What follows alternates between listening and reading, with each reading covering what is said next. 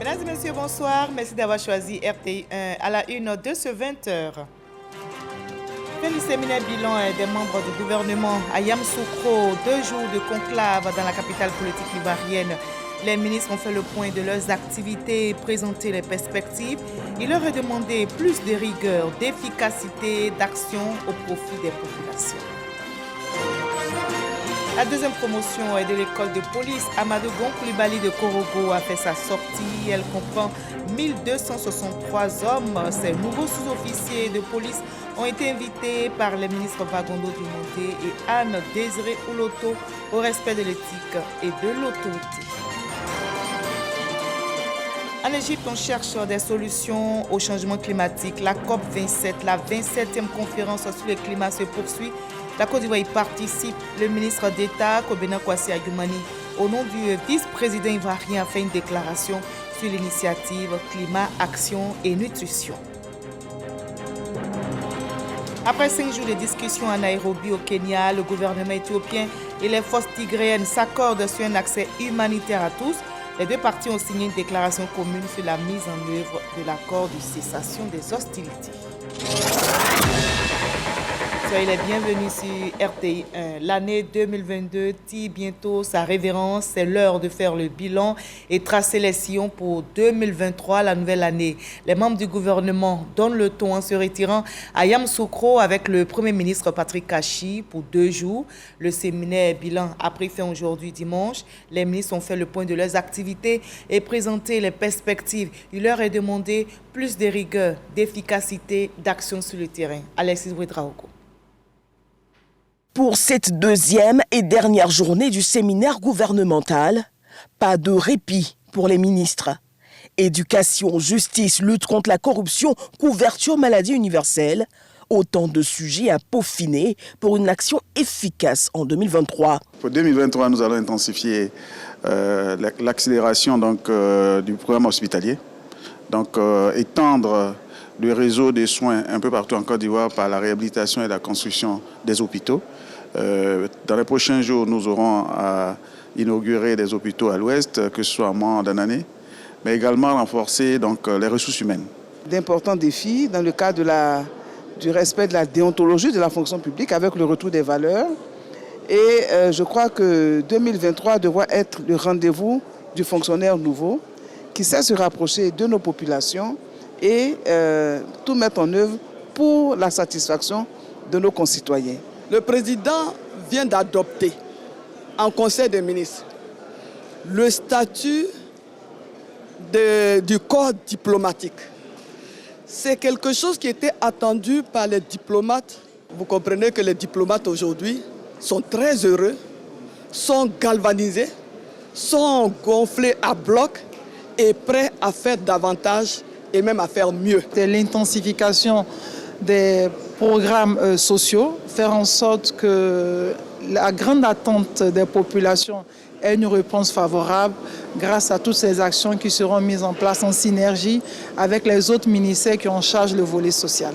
Et au terme des travaux, d'importantes recommandations en vue d'un impact plus pertinent sur l'amélioration des conditions de vie des populations. L'État reste bien sûr ferme dans sa volonté de faire du secteur privé le fer de lance de son développement. Ensemble, pouvoir public et secteur privé, nous devons en permanence partager nos analyses, identifier nos enjeux, tant locaux que continentaux, et définir les meilleures solutions pour accélérer encore plus notre dynamique de développement économique et la création d'emplois pour notre jeunesse. Au terme de nos travaux, nous allons soumettre au chef de l'État 2 documents stratégiques concernant le gouvernement. D'une part, un bilan de l'action gouvernementale 2022. D'autre part, une matrice des livrables prévue pour 2023. Ces 2 documents constituent la réponse du gouvernement aux instructions de son Excellence, Monsieur le Président de la République, qui met au cœur de ses principes de gestion publique l'ambition de performance, l'exigence de redevabilité aux populations.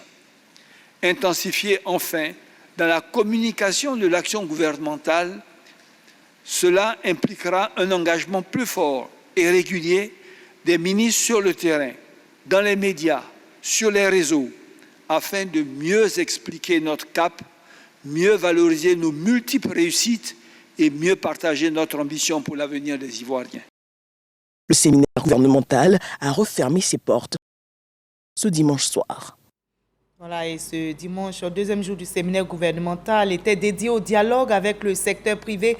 Les organes représentatifs du monde des affaires ont rejoint les membres du gouvernement pour évaluer ensemble les leviers de la compétitivité de l'économie ivoirienne. Ils ont abordé les sujets liés à l'environnement des affaires, à la dette intérieure, à l'éclosion des PME et à la réforme fiscale. Le Premier ministre Patrick Kachi entend ainsi consolider le partenariat État-secteur privé. Mahama Traoré. La crise russo-ukrainienne dérègle l'ordre économique mondial et n'épargne pas le système productif ivoirien. Ce deuxième dialogue État-secteur privé à la faveur d'un séminaire gouvernemental après celui d'avril 2021 tombe donc à pic. Au nom du monde ivoirien des affaires, Jean-Marie Aka fait cas des préoccupations majeures du moment.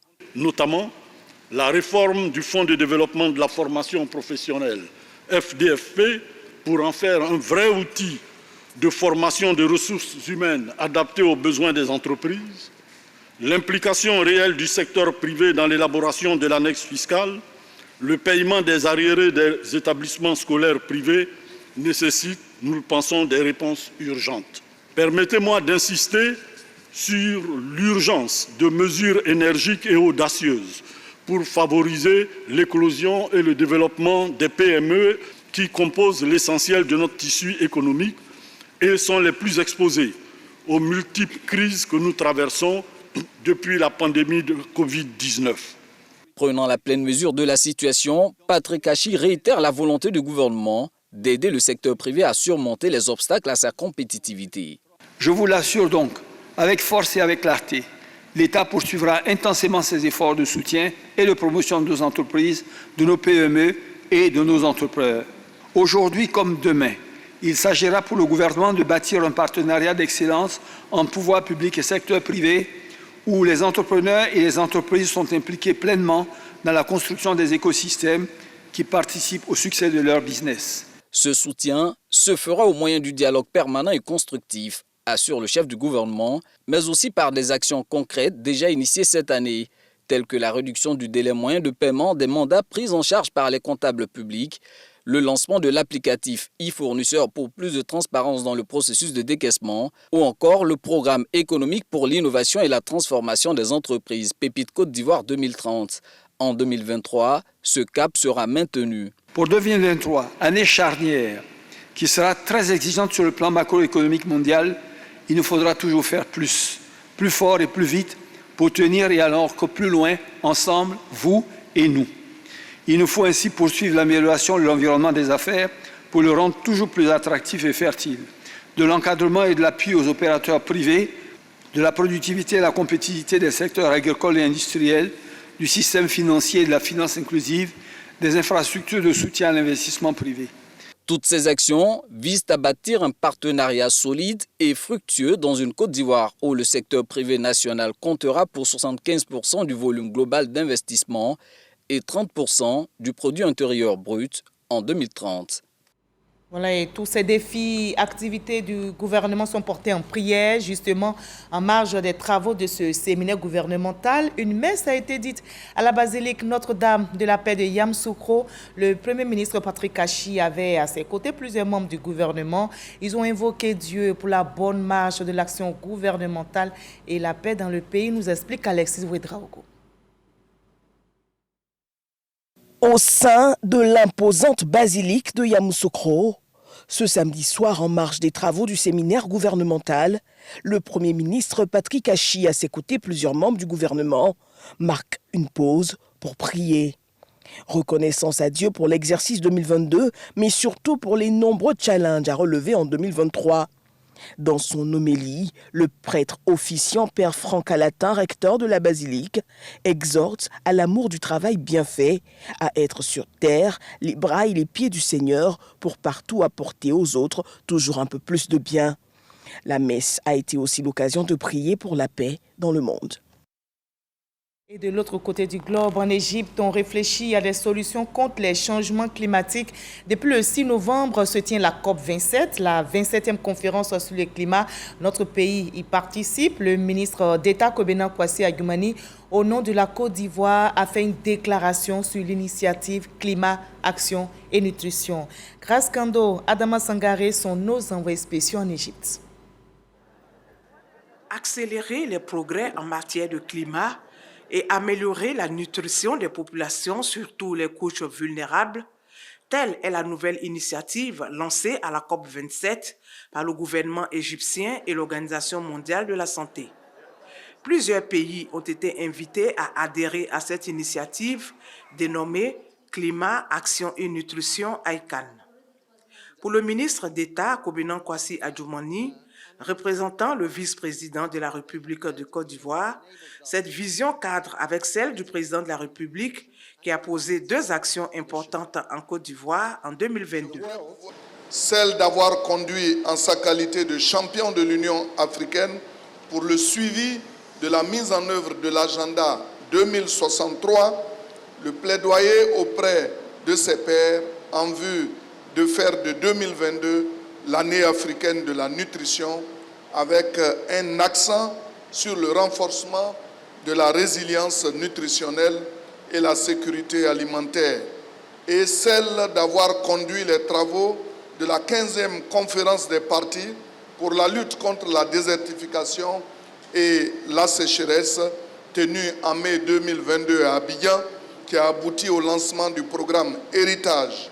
Ce programme est un appel à l'action urgente, structurée et coordonnée pour un développement durable prenant en compte les enjeux alimentaires et nutritionnels. Pour rappel, le vice-président de la République de Côte d'Ivoire, Thiemoko Meïlet Koné, en sa qualité de chef de la délégation ivoirienne à la COP27 et de président du Conseil national pour la nutrition, l'alimentation et le développement de la petite enfance, a donné le ton lors de la rencontre sur la nutrition, le climat et son financement le mardi 8 novembre dernier. Et on revient ici en Côte d'Ivoire où le budget 2023 a été adopté en commission cette semaine à l'Assemblée nationale. Reste maintenant à son adoption en plénière. Et notez que ce budget s'élève à plus de 11 000 milliards de francs CFA. Je vous propose de revenir avant cela sur le passage des ministres devant les députés membres de la Commission des affaires économiques et financières. Il s'agit des ministres chargés de l'hydraulique, des eaux et forêts et de l'environnement et du développement durable. Didier Nguessan. L'exercice est pédagogique et inclusif. D'un côté, les députés de la Commission économique et financière de l'Assemblée nationale. De l'autre, les ministres Bouaké Fofana, en charge de l'hydraulique, de l'assainissement et de la salubrité, qui représentait également son collègue de l'environnement et du développement durable, et Sansan Kambilé, dans le costume de ministre des eaux et forêts pour la circonstance. Ce ministère a exécuté en 2021 95,22% des 41 milliards de francs CFA qui lui avaient été alloués. Pour 2023, il prévoit un budget de 44,39 milliards de francs CFA. La stratégie du ministère des Eaux et Forêts pour la mise en œuvre de sa mission se décline en 4 objectifs globaux, à savoir promouvoir une administration des eaux et forêts moderne et performante, reconstituer et stabiliser le patrimoine forestier, reconstituer et préserver la biodiversité faunique, assurer une gestion rationnelle des ressources en eau pour la satisfaction des besoins des différents usagers. À l'hydraulique, 2023 verra l'adduction en eau potable des zones périurbaines et la construction de décharges contrôlées. Autant de projets qui nécessitent un budget de 350 284 158 francs CFA. 97% de cette dotation vont servir à financer les investissements. Il s'agira donc de mobiliser les ressources nécessaires pour les indemnisations des personnes affectées par les projets, de poursuivre la réalisation des schémas directeurs d'assainissement et de drainage à l'intérieur du pays, de poursuivre la préparation du code de l'assainissement, d'intensifier la sensibilisation des populations contre les nuisances de tout genre, de réengager la lutte contre les sachets plastiques. Enfin, le ministère de l'Environnement et du Développement durable prévoit 33 655 millions de francs CFA pour améliorer le cadre de vie des Ivoiriens. Ce vote à l'unanimité nous engage, en tant que ministre sectoriel, de mettre les bouchées doubles, de faire tout ce que nous pouvons pour réaliser les projets qui ont été promis par le gouvernement. Selon le ministre du Budget et du portefeuille de l'État, le budget des eaux et forêts ces dernières années a connu une hausse de 22%. La preuve de l'intérêt du gouvernement à protéger la forêt ivoirienne. La deuxième promotion de l'école de police Amadou Gon Coulibaly de Korogo a fait sa sortie. Elle comprend 1263 policiers. Ces nouveaux sous-officiers de police ont été invités par les ministres Vagondo Diomandé et Anne-Désirée Oloto au respect de l'éthique et de l'autorité. Le reportage est signé Léon Bro. Je vous invite à suivre ensemble.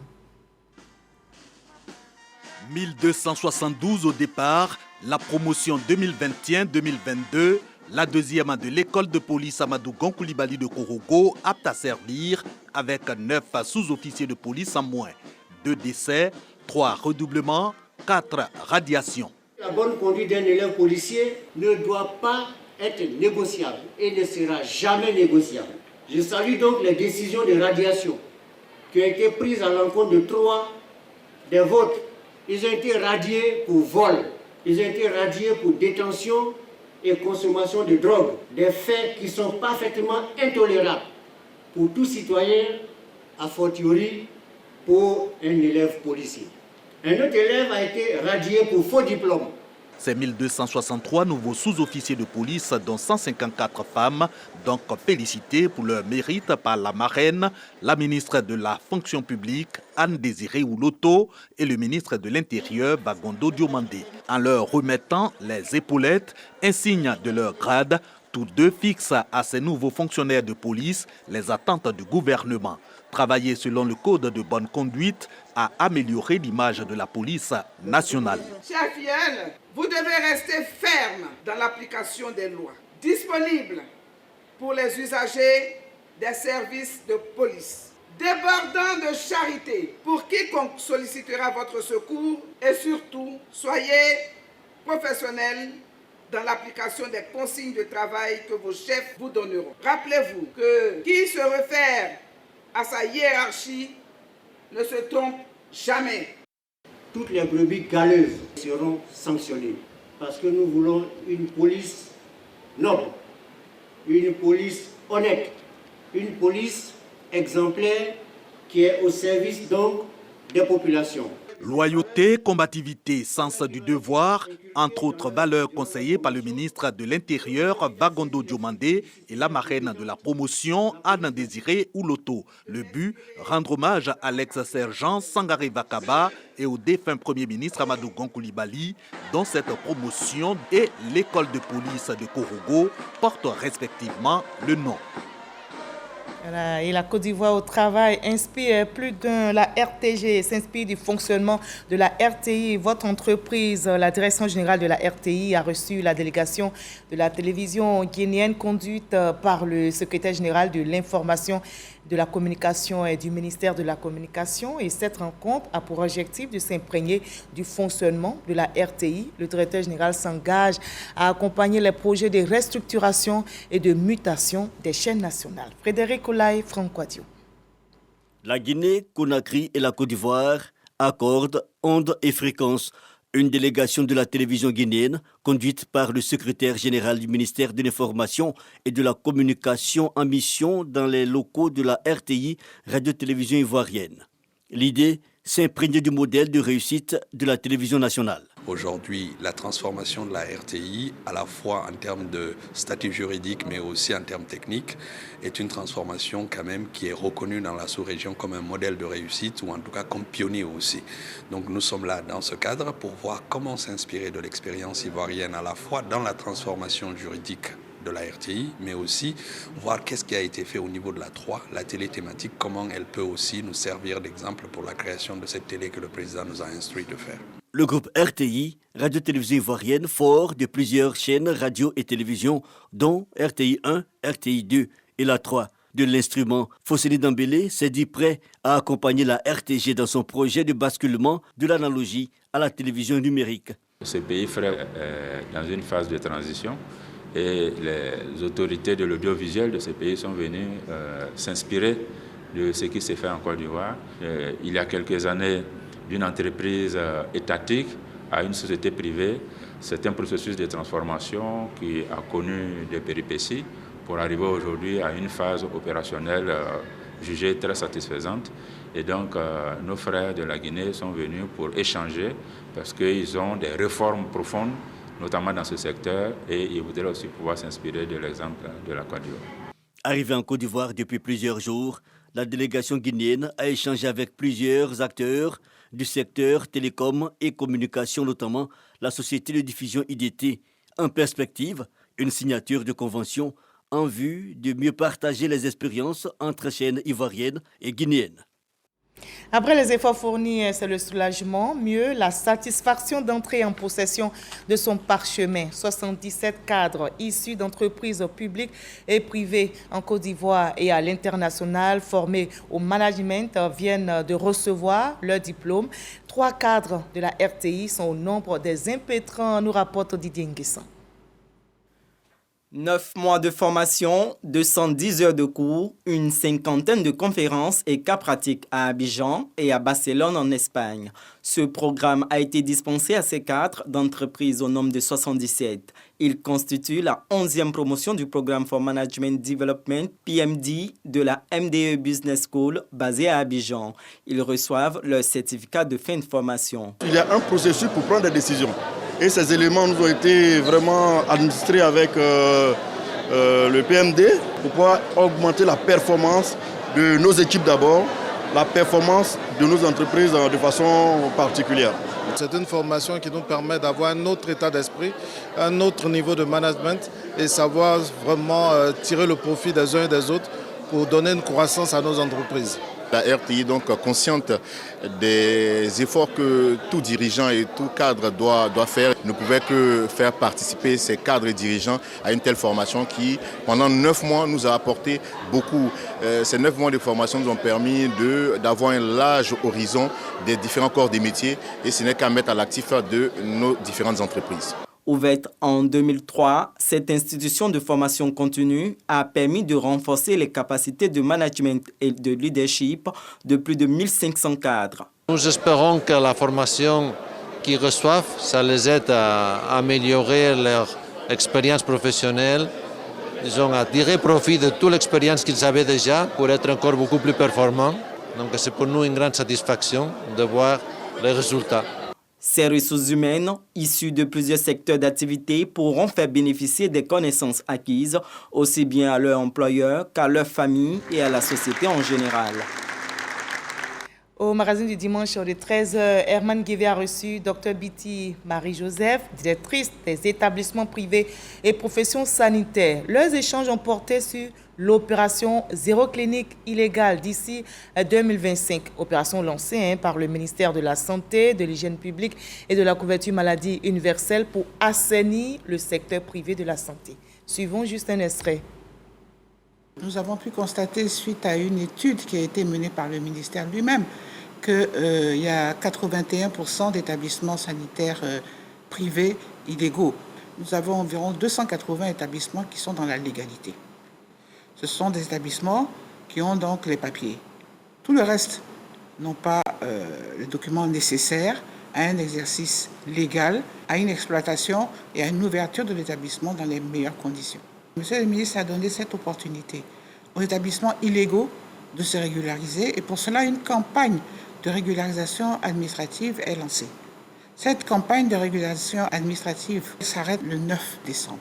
Après le 9 décembre, nous allons procéder à des contrôles intensifs. Pour exercer en toute légalité, déjà, il faut faire la demande à monsieur le ministre. Et maintenant, nous avons 2 procédures. Une procédure manuelle, physique, d'instruction du dossier.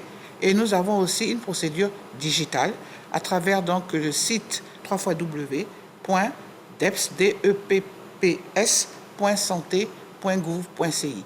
Si la visite de conformité par rapport aux dossiers qui sont donnés est positive, alors nous allons aller vers l'arrêté portant délivrance d'une autorisation.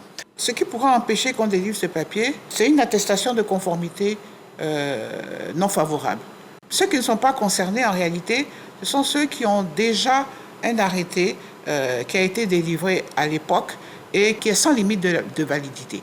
Monsieur le ministre a bien voulu lancer l'opération Zéro clinique illégale d'ici 2025 afin que nous puissions assainir le milieu. La population en a besoin, nous en avons tous besoin. Tout est bien qui finit bien. Le dialogue a fini par porter ses fruits. Demain lundi 14 novembre, les marchés seront bel et bien ouverts. La FENACI, Fédération nationale des acteurs du commerce de Côte d'Ivoire, vient de lever son mot d'ordre de grève. La décision fait suite, selon le PCA de la FENACI, Soumoro Farikou, aux négociations fructueuses avec le Premier ministre Patrick Achi et le ministre du Commerce hier samedi à Yamoussoukro, en marge du séminaire gouvernemental. Leur déclaration a été recueillie par notre reporter Michel Mambo. Nous les écoutons. Considérant que cette rencontre tripartite a abouti à la naissance de deux décisions capitales, la FENACI continuera de soutenir le gouvernement contre la cherté de la vie et s'engage à faire respecter les prix sur les marchés auprès de ses adhérents. Le ministère en charge du commerce poursuivra ses activités dans le cadre de cette lutte en relation avec les commerçants et les consommateurs. La 4e Assemblée générale extraordinaire de la FENACI sur la cherté de la vie décide la suspension du mot d'ordre de la fermeture des espaces marchands sur l'étendue du territoire national prévu pour lundi 14 novembre 2022. Les remerciements de la FENACI à Monsieur le Premier ministre, à Monsieur le ministre du Commerce, de l'Industrie et de la Promotion des PME et au gouvernement ivoirien pour le caractère apaisé et de confiance dans lequel les négociations se déroulent. Et la paix est une quête permanente. On continue donc de prier pour la paix dans notre pays. Je vous conduis à Diokwe, précisément à la paroisse Sainte-Thérèse de l'Enfant Jésus, où on a prié pour la paix. Et l'événement a été organisé par toutes les confessions religieuses. En outre, il y a eu des rencontres avec les populations, notamment les différents chefs de communauté. Le reportage de Suleiman Donisongi. Diokwe, paroisse Sainte-Thérèse de l'Enfant Jésus. Le ministre de la Réconciliation et de la Cohésion nationale prend part à la prière œcuménique en faveur de la paix. Il y a quelques années, toute la population d'environ 30 000, sans distinction de religion, d'ethnie, de pays, de parti, étaient regroupés dans cette mission catholique en pleurant et en cherchant la paix. Aujourd'hui, nous y sommes encore presque tous retrouvés, cette fois-ci pour célébrer la paix. Choisir de pardonner au nom de l'amour que nous nous portons nous conduit à améliorer les choses pour nous-mêmes et à nous garantir un avenir certain. Cette communion avec le Seigneur est l'occasion pour Kouadio Konan Bertin d'exhorter toutes les confessions religieuses à prier afin que Dieu accorde sa faveur à la Côte d'Ivoire et qu'il préserve la nation ivoirienne de tout conflit. Nous n'avons pas le devoir, mais l'obligation de nous pardonner. De nous pardonner et de saisir cette paix que Jésus nous donne.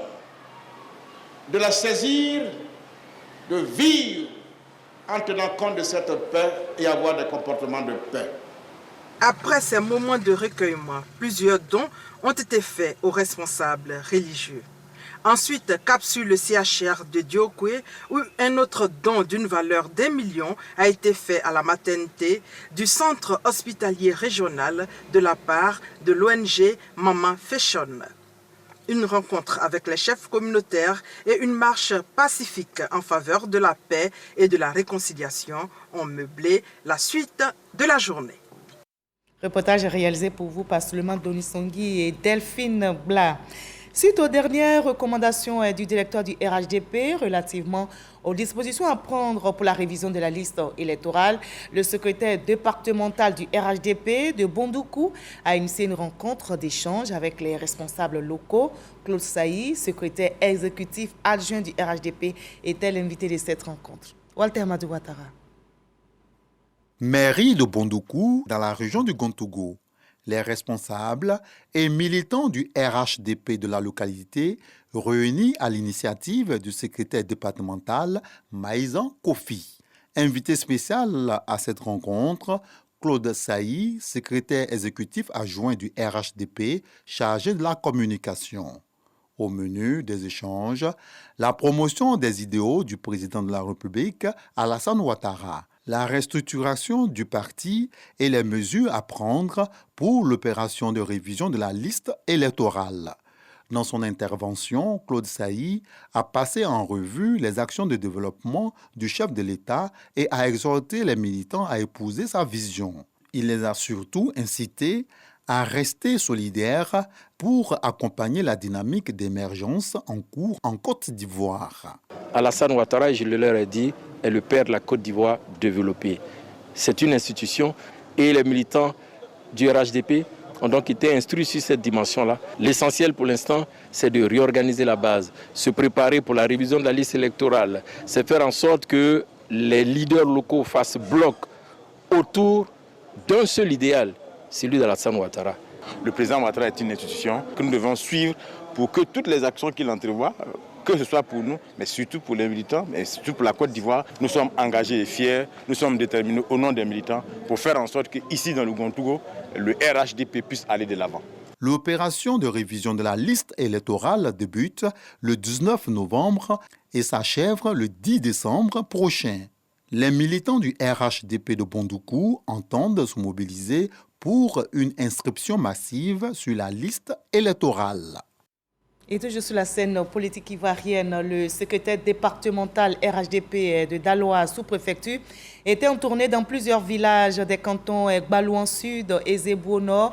Il a rencontré à Gaboua les populations, notamment l'association des femmes battantes. Jama Gagui nous explique. Ferveur et enthousiasme à Gaboua, village du centre-ouest à une quinzaine de kilomètres de la cité des Antilopes, Daloa. Une allégresse pour célébrer l'arrivée du secrétaire départemental du RHDP de Daloa sous-préfecture, Antoine Nizako. Après avoir communié avec les populations de cette localité, Antoine Nizako les a invités à embrasser la vision et les idéaux du Rassemblement des Oufouettistes pour la démocratie et la paix RHDP. Avec le président Alassane, on ne peut que parler de développement. Autre chose, la politique, c'est vrai, mais j'avoue que la politique liée au développement est la meilleure parce qu'elle est persuasive, parce que ce n'est pas une politique individuelle, c'est une politique en direction de l'ensemble de la population. C'est pour cela que je suis là et je le ferai dans certaines contrées. Un message bien perçu par les populations qui saluent la démarche du secrétaire départemental. Les actes qu'il pose, qui fait que nous l'aimons. Le développement, c'est la chose que nous tous nous aimons. Nous voudrions, comme il a dit, qu'on développe nos villages. Ici à Gaboua, nous on a besoin de la lumière, il y a les extensions de l'eau. Je remercie toujours le chef de l'État, en tout cas pour son courage. Je le remercie parce que ces idées de développement même qu'il a avancées, ce qu'il fait pour nous, parce que s'il le fait pour Nizako, ça veut dire qu'en retour nous pouvons recevoir quelque chose. Toutes nos bénédictions au chef de l'État. Avant Gaboua, 8 villages des cantons Gbalouan Sud et Zébou Nord, dont Tapégué, Brisebois, Guéya et Tchéblogué, ont bénéficié de la visite du secrétaire départemental du RHDP de Daloa sous-préfecture, Antoine Nizako. Voilà, on passe à présent au reste de l'actualité. À l'étranger, dans le 7 sur 7, le 7 sur 7 de cette semaine est signé Franck Quadio.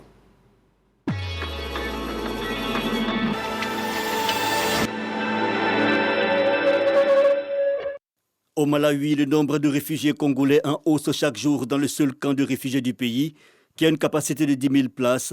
Avec l'arrivée de ces réfugiés qui fuient les combats de l'Est de la République démocratique du Congo, le nombre est multiplié par 5. Inquiet, le Programme alimentaire mondial, PAM, tire la sonnette d'alarme. Mardi, les Américains ont voté pour les élections de mi-mandat permettant de renouveler la Chambre des représentants et une partie du Sénat, puis a désigné les gouverneurs des États. Le Parti démocrate remporte la victoire sur les républicains en conservant le contrôle du Sénat des États-Unis avec 50 sièges sur 100. Omar El-Béchi avait été discrètement transféré pour raison de santé dans un hôpital privé de Khartoum après le putsch du général Abdel Fattah al-Burhan en octobre 2021. Mais l'ex-leader soudanais doit retourner en prison selon une décision rendue mercredi par les autorités judiciaires. La France a décidé de suspendre l'accueil prévu cet été de 3500 réfugiés actuellement en Italie. Une décision prise en guise de protestation contre le refus de l'Italie d'autoriser l'Ocean Viking, le navire humanitaire, à accoster sur son territoire. Le Tchad a échappé aux sanctions du Conseil de paix et sécurité de l'Union africaine lors d'une session extraordinaire du 11 novembre à Addis Abeba. Le président de la commission de l'organisation, Moussa Faki, demandait de sanctionner les autorités tchadiennes, mais après des tractations sur la question, Moussa Faki n'a pas été suivi par les États membres du Conseil de paix et sécurité de l'Union africaine, UA. Deux immeubles se sont effondrés samedi matin à Lille, dans le nord de la France. La majorité des habitants avaient été évacués dans la nuit après l'alerte d'un habitant. Le bilan, un mort selon les secours. Le gouvernement éthiopien et les forces tigréennes ont signé une déclaration commune sur la mise en œuvre de l'accord de cessation des hostilités signé le 2 novembre à Pretoria, un accord où les deux parties acceptent le retour de l'aide humanitaire. Ainsi va le monde. Merci de nous avoir suivis. Ce 20h a été supervisé par Issa Tchonayeo. Réalisation assurée pour vous par Fofana Mamadou, Stéphane Conan. Merci à toute la régie là-haut, à Perpétue Pan et à Christian Mianté. Et à vous de nous avoir suivis. Je vous retrouve avec le même plaisir, le même bonheur, demain 20h sur ce même plateau.